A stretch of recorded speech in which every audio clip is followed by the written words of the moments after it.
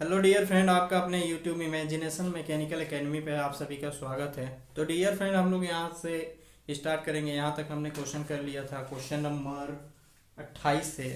तो 28 के बाद हम क्वेश्चन करेंगे। और मैंने बताया था कि आपको भूकंप की तरंगें किस पे ज्ञात की जाती हैं, किसके द्वारा ज्ञात की जाती है।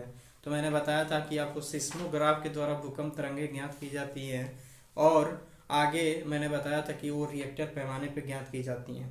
तो मापा सिस्मोग्राफ के द्वारा जाता है और रिएक्टर पैमाने पे ज्ञात की जाती हैं। तो आगे हम बढ़ते हैं डियर फ्रेंड। अगर चैनल पे आप अगर नए हो तो चैनल को सब्सक्राइब कर लीजिए और शेयर भी कर लीजिए। और आगे हम देखेंगे कि क्वेश्चन क्या है। तो आगे भी पढ़ते हैं, आगे बढ़ेंगे और देखेंगे कि 29वां क्वेश्चन पूछ रहा है कि ओजोन स्तर हमें किसका संरक्षण प्रदान करता है।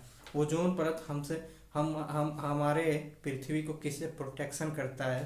तो क्वेश्चन ये है डियर फ्रेंड कि ओजोन परत पृथ्वी को किससे प्रोटेक्शन करता है।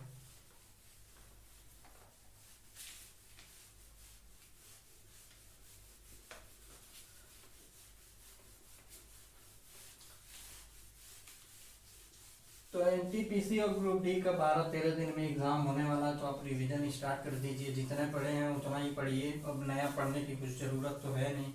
जितना आप पढ़े हैं उतना पढ़ लेंगे तो काफ़ी है। उतना रिवीजन कर लीजिए आप, कि जिससे कि एग्ज़ाम में ज़्यादा से ज़्यादा फायदा हो सके आपका। तो चलिए हम लिख लेते हैं। 29वां क्वेश्चन हमारा है। 29वां क्वेश्चन है कि ओजोन स्तर ओजोन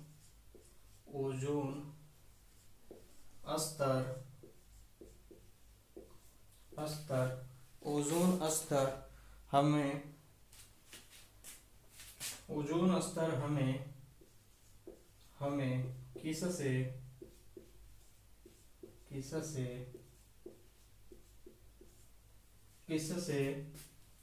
संरक्षण प्रदान करती है।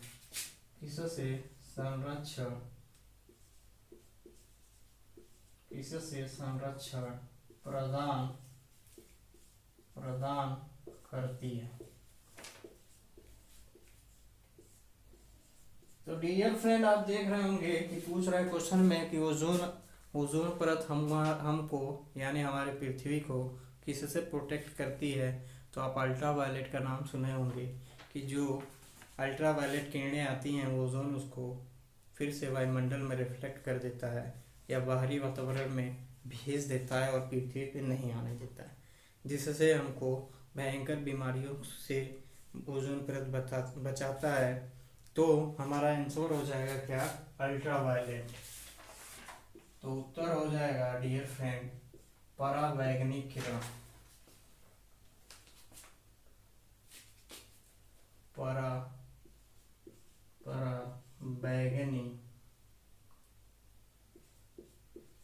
पराबैंगनी किरण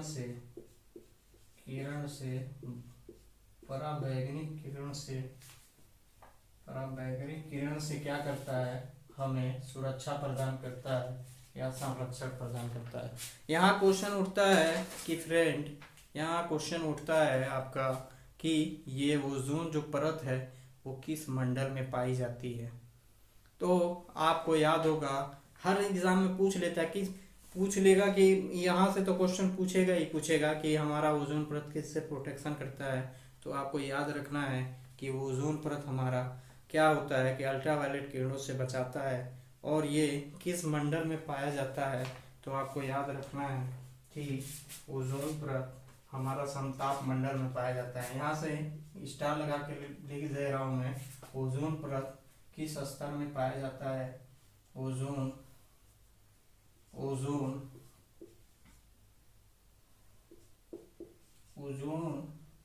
स्तर किस मंडल में पाया जाता है, या ओजोन परत किस मंडल में होता है। तो आपका इसका उत्तर हो जाएगा डियर फ्रेंड, ये इसको आप 30 मान लीजिए और इसका उत्तर क्या हो जाएगा, इसका उत्तर हो जाएगा डियर फ्रेंड समताप मंडल या आइनोस्फीयर। समताप मंडल या स्ट्रेटोस्फीयर क्या हो जाएगा? समताप मंडल, समताप मंडल या इसको कोष्टक में हम लोग लिख सकते हैं स्ट्रेटोस्फीयर। स्ट्रेटोस्फीयर।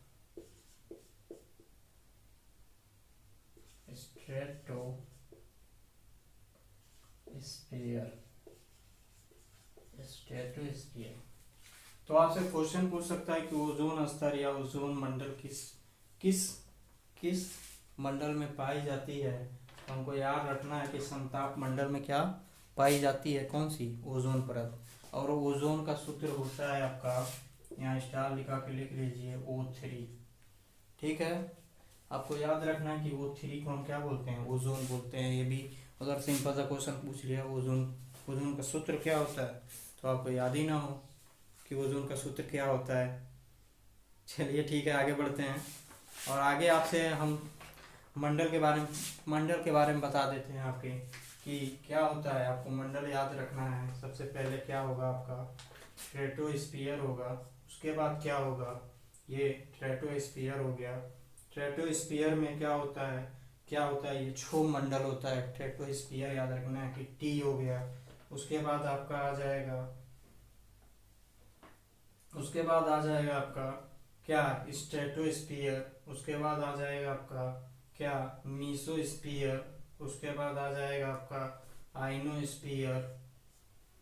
आइनो लिख लो, आइनोस्फीयर। ठीक, TSMI और एक्सोस्फीयर। ये आपको सीरीज याद रखनी है। सबसे नीचे या इसको ऐसे बना सकते हैं आइनो, उसके बाद एम मीसो, उसके बाद यस स्ट्रेटोस्फीयर और टी स्ट्रेटोस्फीयर। यानी ऐसे याद रखें, सबसे नीचे, उसके बाद ये आपको सीरीज याद रखनी है, जिसमें इसको हम याद रख सकते हैं कि ये इसको क्या बोलते हैं? इसको बोलते हैं ट्रोपोस्फीयर। इसको बोलते हैं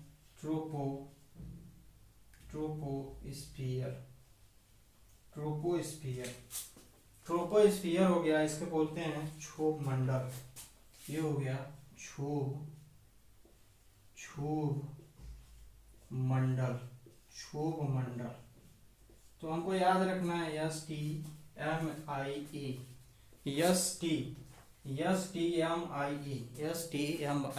इतना याद रखना है कि अगर ट्रोपोस्फीयर है तो उसको याद रखना है क्या होगा कि क्षोभ मंडल होगा। जितनी भी मौसमी घटनाएं होती हैं वो क्या होती हैं कि क्षोभ मंडल में होती हैं। वर्षा, आंधी, तूफान जितने भी आते हैं ये सब क्षोभ मंडल में आते हैं। बादल बनना, आंधी आना, मौसमी घटनाएं जितनी भी होती हैं वो किस में होती हैं? वो क्या होता है कि क्षोभ मंडल में होती हैं। तो आपको याद रखना है कि अगर क्षोभ मंडल पूछे तो यहाँ क्या लिखेंगे हम? मौसमी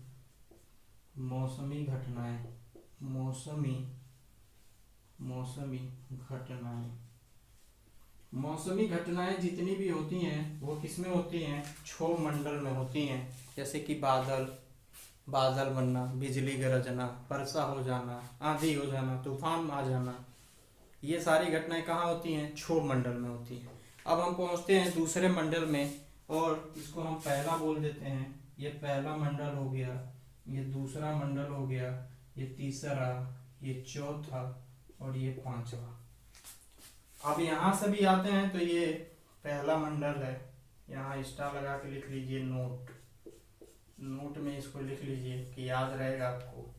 ये पहला मंडल हो गया आपका, ये दूसरा मंडल हो गया, ये तीसरा, ये चौथा, ये पांचवा। तो ये क्या है कि ये ऐसे है। ठीक, ये सबसे नीचे, उसके बाद ये सबसे ऊपर। और हम ये इसको ऐसे लिखे हैं कि ये सबसे नीचे। अब आपको सही लग रहा होगा कि कैसे गया है।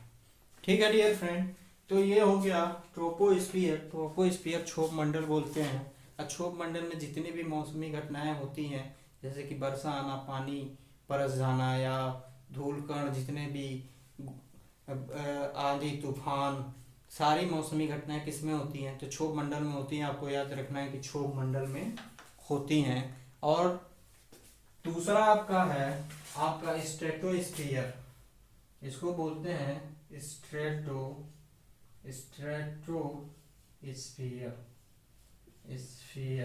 यानी इसको बोलते हैं क्या? समताप मंडल। इसको बोल देते हैं समताप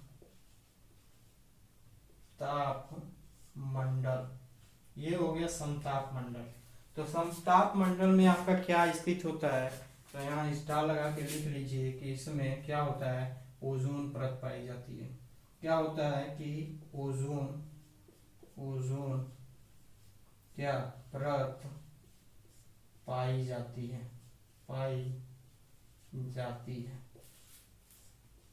ठीक, ओजोन परत किसमें पाई जाती है? तो स्ट्रेटोस्फियर में। और बाकी जो क्षोभ मंडल है उसमें मौसमी घटनाएं होती हैं। आपको ये दो मंडल महत्वपूर्ण हैं। ये दो मंडल को आपको याद रखना है। और आपका तीसरा मंडल है मध्य मंडल यानी मीसोस्फीयर। इसको बोलते हैं मीसोस्फीयर यानी मध्य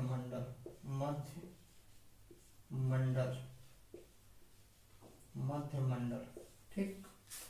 और चौथा है आपका आयनोस्फीयर मतलब आयन मंडल। जितने भी सिग्नल होते हैं, टीवी, मोबाइल, आपके जितने भी रेडियो सिग्नल होते हैं इसी में होते हैं। तो आयन मंडल में आप लिख लीजिए कि क्या होगा कि आयन मंडल में रेडियो, टेलीविजन सिग्नल आदि।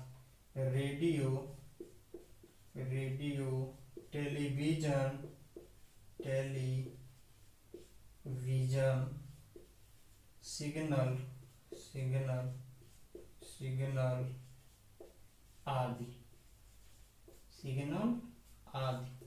तो आप देख रहे होंगे फ्रेंड कि पहला हमारा आ जाता है ट्रोपोस्फियर, क्षोभ मंडल, मौसमी घटनाएं होती हैं उसमें। और दूसरा आ जाता है आपका स्ट्रेटोस्फियर, समताप मंडल, जिसमें ओजोन पाई जाती है। और तीसरा है मीसोस्फियर, जो मध्य मंडल होता है। इसमें ज़्यादा कुछ तो होता नहीं है, इसमें ना मौसमी घटनाएं होती हैं ना ही ओजोन पाया जाता है। चौथा हमारा है आइनोस्फीयर। इसमें क्या होता है कि radio signal, TV signal, telephone signal, जितने भी सैटेलाइट होते हैं इसी में स्थित होते हैं और हमें सिग्नल भेजते हैं वहाँ से। और चौथा है आपका एक्सोस्फीयर यानी बहिर्मंडल।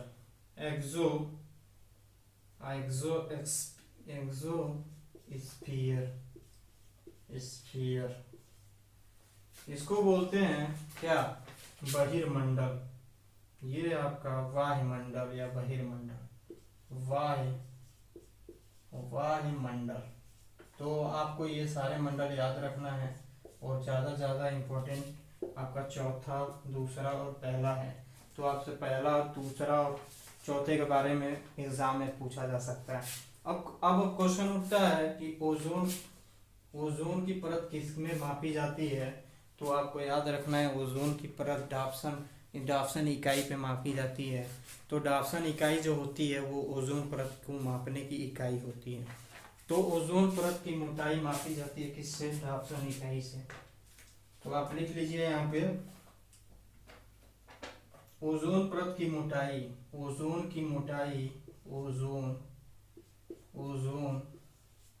परत की मोटाई डाप्सन में मापी जाती है। किसमें? डाप्सन में।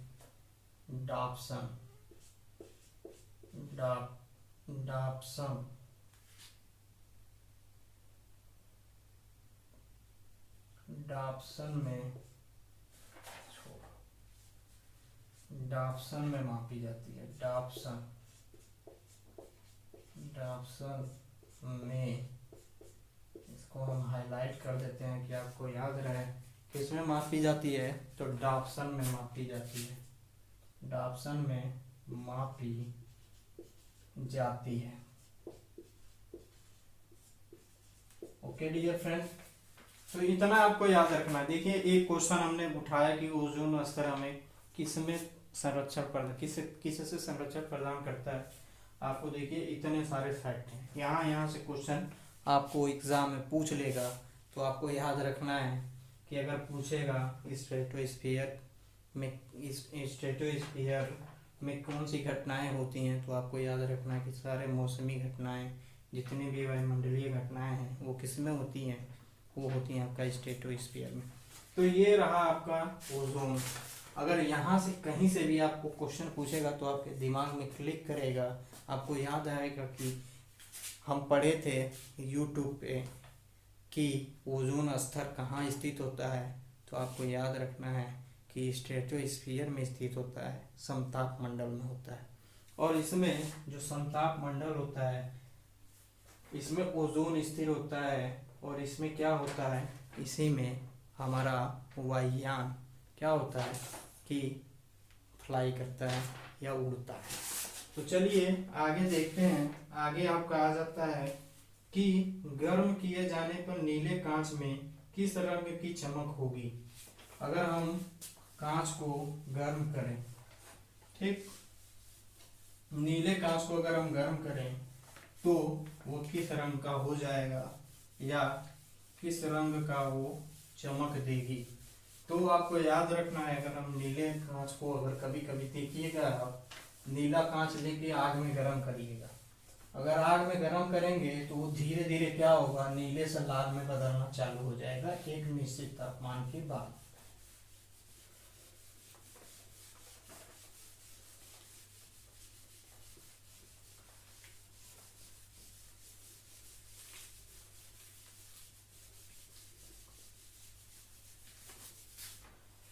तो कह रहा है कि आपको एक नीला कांच ले लीजिए और उसको गर्म करिए, तो उसका रंग कैसा हो जाएगा। तो आपसे क्वेश्चन में कह रहा है कि कैसा हो जाएगा, तो आपको याद रखना है कि नीले कांच को अगर हम गर्म करते हैं एक निश्चित टेम्परेचर पे, तो वो क्या हो जाएगा, वो धीरे धीरे लाल हो जाएगा, और लाल हो जाएगा तो हम यहाँ क्वेश्चन लिख देते हैं। और आपका ये कौन सा क्वेश्चन है, तो ये 30वां क्वेश्चन है। 30वां क्वेश्चन है। 30वां क्वेश्चन क्या है, कह रहा है कि गर्म किए जाने पर गर्म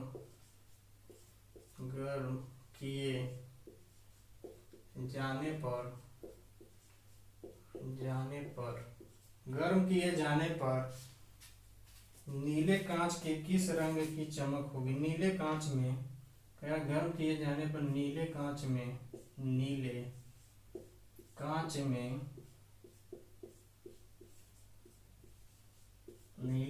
में किस रंग की चमक होगी, किस रंग की चमक होगी।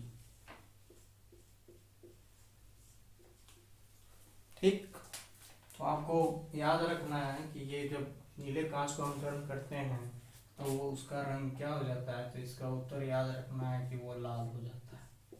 कैसा हो जाता है, तो लाल हो जाता है,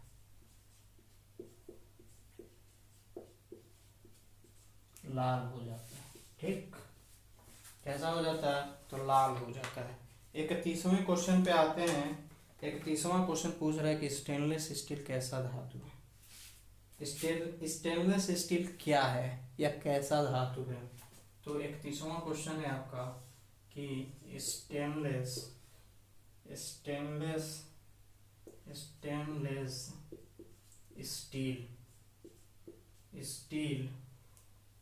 स्टेनलेस स्टील क्या है। स्टेनलेस स्टील क्या है या स्टेनलेस स्टील किसे बोलते हैं, यह एक मिश्र धातु होता है। तो स्टेनलेस स्टील क्या है, तो ये एक मिश्र धातु क्या है, तो उत्तर हो जाएगा इसका डियर फ्रेंड क्या है, तो मिश्र धातु है। क्या है कि मिश्र धातु है, मिश्र धातु। ठीक, आगे दिया है 31वां क्वेश्चन आपका दिया है डियर फ्रेंड, 31 हो गया। 32वां क्वेश्चन दिया है कि शक्ति का मात्रक क्या होता है। तो 32 क्वेश्चन दिया है आपका शक्ति का मात्रक, शक्ति यानी पावर, पावर का मात्रक, का मात्रक क्या है, शक्ति का मात्रक क्या है। तो आप बताएंगे कि शक्ति का मात्रक क्या है, और उसके बाद मैं पूछूंगा कि कार्य का मात्रक क्या है। तो उसके बाद मैं पूछूंगा कि टेम्परेचर का मात्रक क्या है। उसके बाद पूछ लूँगा मैं कि प्रकाश का मात्रक क्या है, और 1 हर्ट्ज पावर में कितने वाट होते हैं। तो आप इसका आंसर दीजिए क्या होगा। उसके बाद मैं आपको बता रहा हूँ कि क्या होगा। उसके बाद मैं पूछता हूँ आपसे कि कार्य का मात्रक क्या है, कार्य का मात्रक, मात्रक क्या है, कार्य का मात्रक बताइए।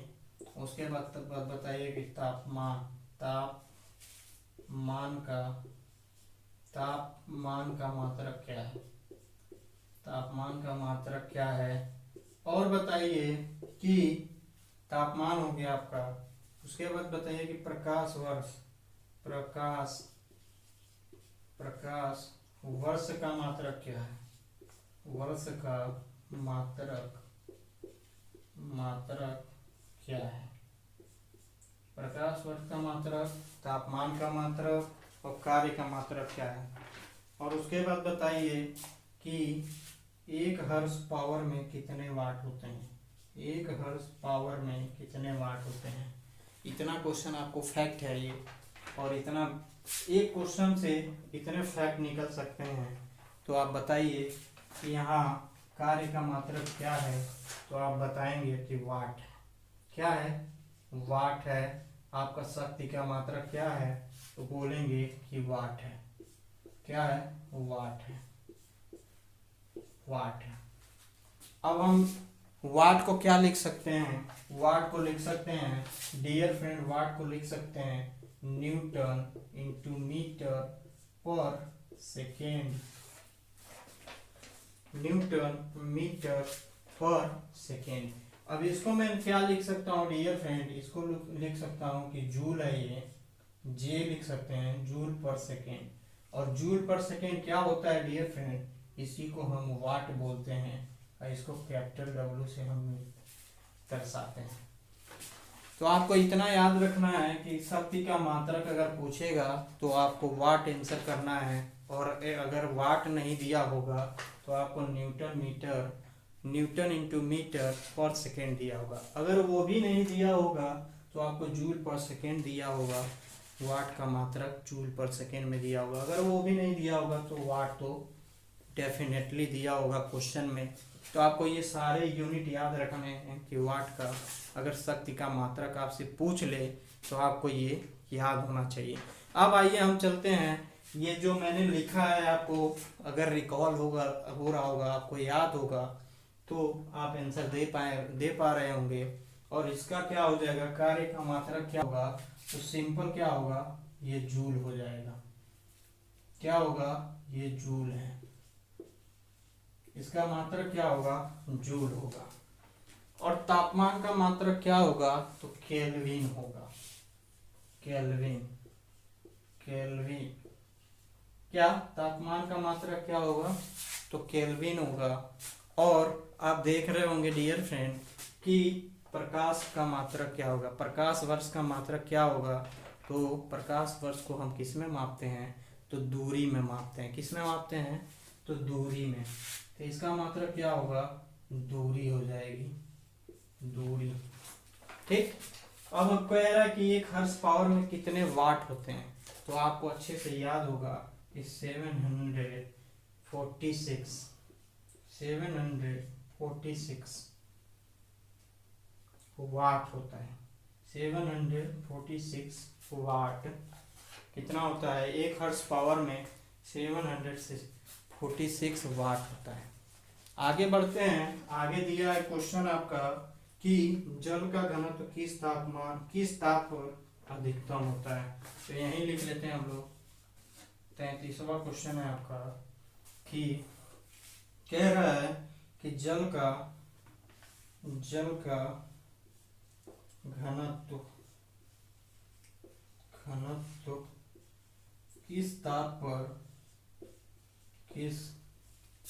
किस ताप पर अधिकतम होता है।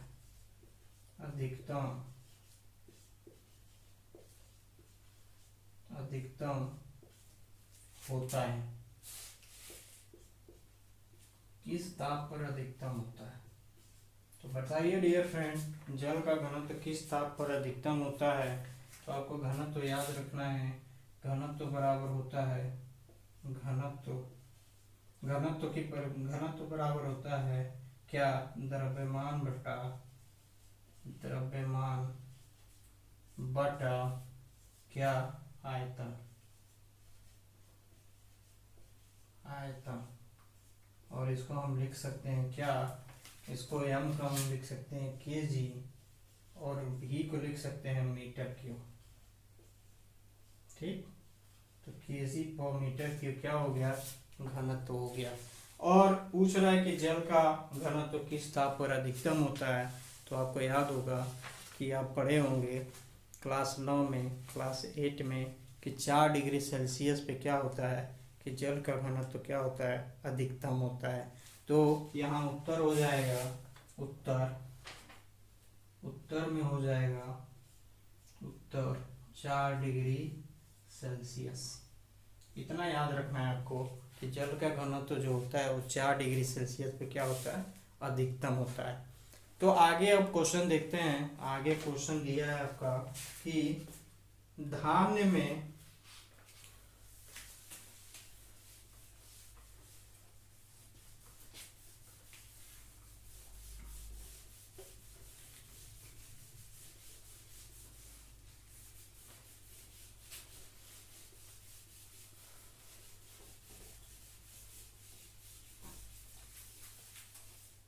कह रहा है कि क्वेश्चन नंबर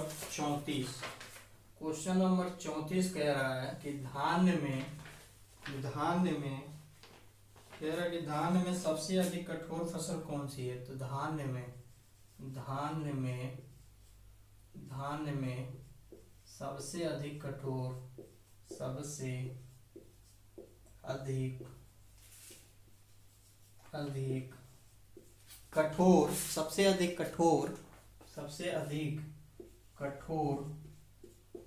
सबसे अधिक कठोर फसल कौन सी है। फसल कौन सी है।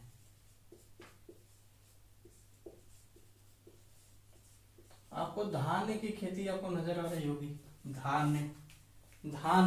धान्य में सबसे अधिक कठोर, यानी जैसे कि हम बाजरा बोते हैं, गेहूं बोते हैं, धान बोते हैं, मक्का बोते हैं, तो ये सारी फसलें हो गई। अब उनमें से सबसे कठोर फसल है वो आपको बताना है कि सबसे कठोर फसल कौन सी है। तो सबसे कठोर फसल कौन सी है। तो सबसे कठोर फसल आपकी हो जाएगी बाजरा। उत्तर इसका हो जाएगा क्या, बाजरा।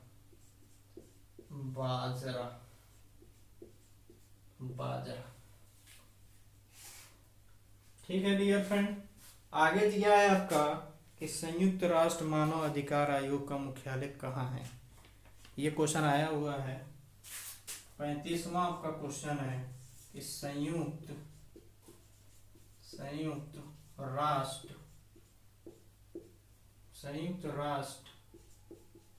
मानव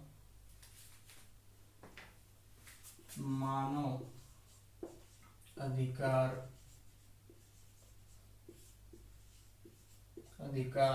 यानी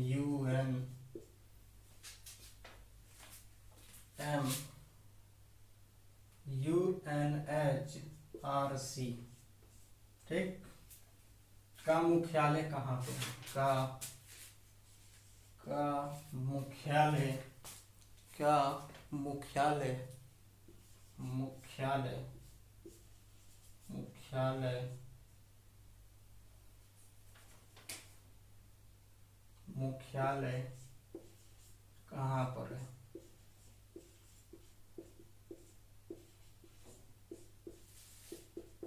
कहाँ पर है? तो इसको हम बोलते हैं United nation human right commission या काउंसिल। क्या होगा? United nation human right council. तो कह रहा है कि संयुक्त राष्ट्र मानव अधिकार का मुख्यालय कहाँ पे है? तो आपको याद रखना है कि वो कहाँ पे है, तो वो जिनेवा में है। कहाँ पे है? तो जिनेवा याद रखना है कि आपका उत्तर हो जाएगा इसका क्या? जिनेवा। जिनेवा। और जिनेवा कहाँ है? तो आपको याद रखना है जिनेवा स्विट्जरलैंड में है। कहाँ है? तो स्विट्जरलैंड याद रखना है आपको कि जिनेवा कहाँ है? स्विट्जरलैंड में है। तो आपको पूछ सकता है कि इसकी स्थापना कब हुई थी? तो स्थापना आपको याद रखना है, इसकी स्थापना हुई थी 1993 में। स्थापना कब हुई थी? तो आपको याद रखना है 1993 में इसकी स्थापना हुई थी। इस समय इसके अध्यक्ष कौन हैं? तो इसके अध्यक्ष हैं मिशेल बैचलेट। कौन है? मिशेल बैचलेट हैं, जो यूएनआरसी के क्या हैं? अध्यक्ष हैं या महाअध्यक्ष हैं, या अध्यक्ष पूछ लेगा तो अध्यक्ष आपको याद रखना है। अध्यक्ष कौन है? तो अध्यक्ष में आपको याद रखना है मिशेल बैचलेट। Michel Bachelet.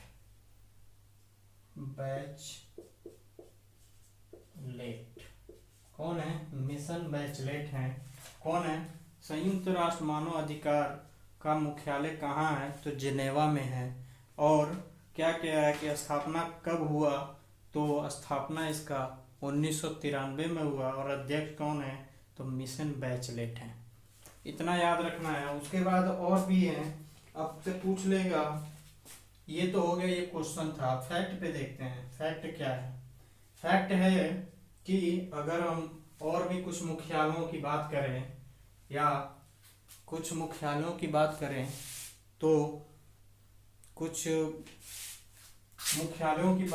तो आपसे पूछ लेगा कि न्यू डेवलपमेंट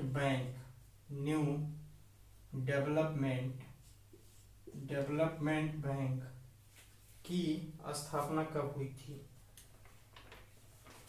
यहाँ लिखते हैं न्यू डेवलपमेंट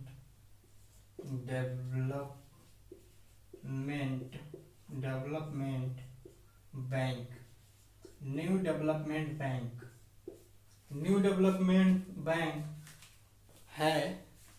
डेवलपमेंट बैंक इसी तरह का एक संस्था है।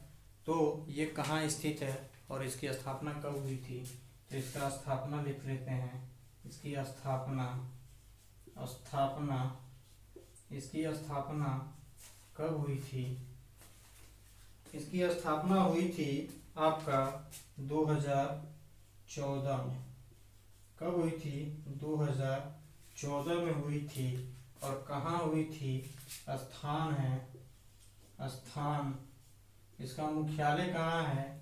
अगर मुख्यालय पूछ ले, मुख्यालय याद रखना है। आपको मुख्यालय इसका याद रखना है कहाँ है? न्यू डेवलपमेंट बैंक की स्थापना 2004 में हुई थी। और इसका मुख्यालय है आपका शंघाई, चीन में। कहाँ है? शंघाई चीन में। याद रखना है कि इसका मुख्यालय कहाँ है? चीन में है। और इसके अध्यक्ष हैं मार्को स्ट्रायाजो। इसके अध्यक्ष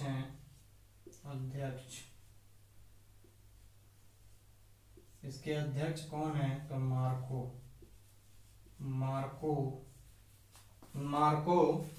सन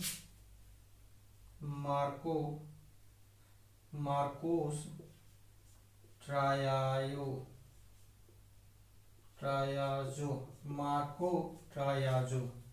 मार्कोस ट्रायाजो क्या है? इसके अध्यक्ष हैं। न्यू डेवलपमेंट बैंक, स्थापना 2014, मुख्यालय संघाई चीन, अध्यक्ष मार्को ट्रायाजो।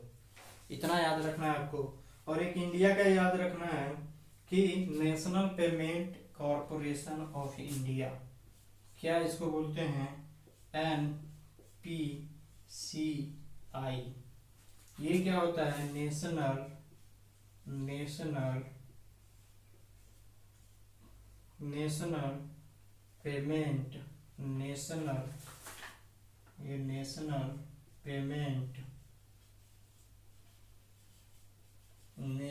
पेमेंट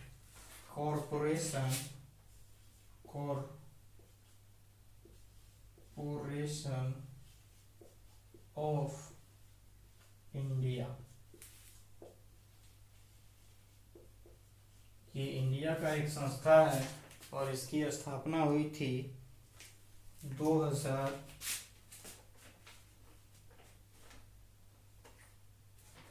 इसकी स्थापना 2008 में हुई थी। इसकी स्थापना कब हुई थी? 2008 में 2008 में हुई थी। और इसका मुख्यालय कहाँ पे है? तो इसका मुख्यालय है मुंबई में। मुख्यालय है इसका मुख्यालय कहाँ है? तो मुंबई में। मुंबई कहाँ है? तो मुंबई में है इसका मुख्यालय। National payment corporation of India का मुख्यालय कहाँ पे है? तो मुंबई में है। आपको इतना याद रखना है कि national payment corporation of India का मुख्यालय कहाँ? मुंबई में है। और इसकी स्थापना कब हुई थी? तो 2008 में हुई थी। और इसके अध्यक्ष हैं विश्व मोहन महापात्रा। अध्यक्ष हैं इसके विश्व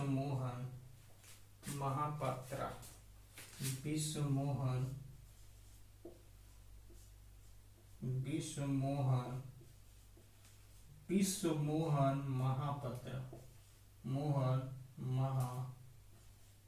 महापात्रा। ये याद रखना है आपको। उसके बाद पूछ सकता है आपसे कि संयुक्त राष्ट्र संघ यानी यूनाइटेड नेशन, तो आपसे और पूछ सकता है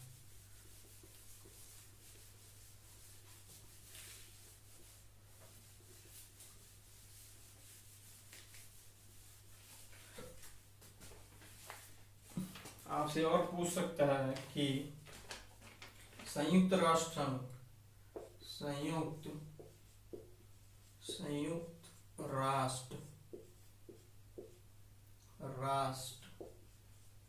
संघ यानी यूएनओ यानी ऑर्गेनाइजेशन, यूनाइटेड नेशन ऑर्गेनाइजेशन की स्थापना कब हुई? तो स्थापना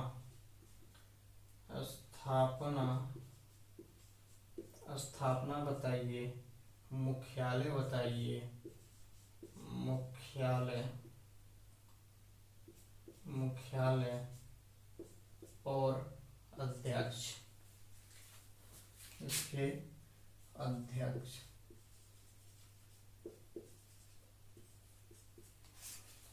तो इसकी स्थापना हुई थी डियर फ्रेंड, इसकी स्थापना हुई थी, कब हुई थी? तो संयुक्त राष्ट्र संघ की स्थापना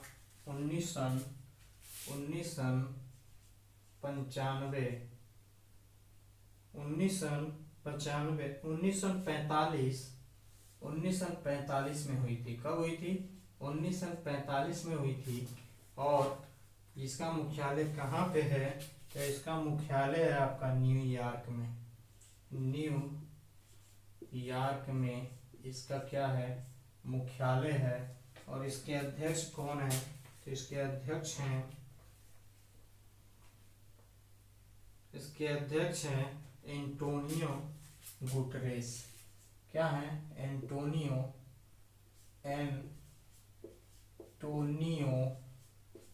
गुटरेस।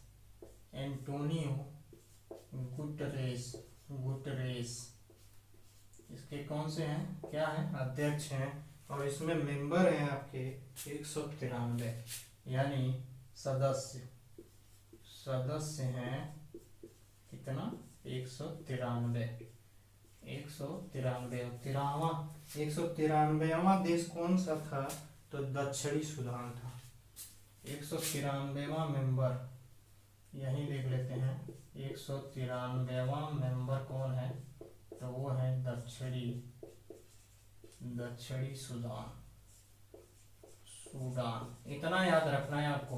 बाकी हम कल करेंगे, नेक्स्ट वीडियो में करेंगे इसके बाद।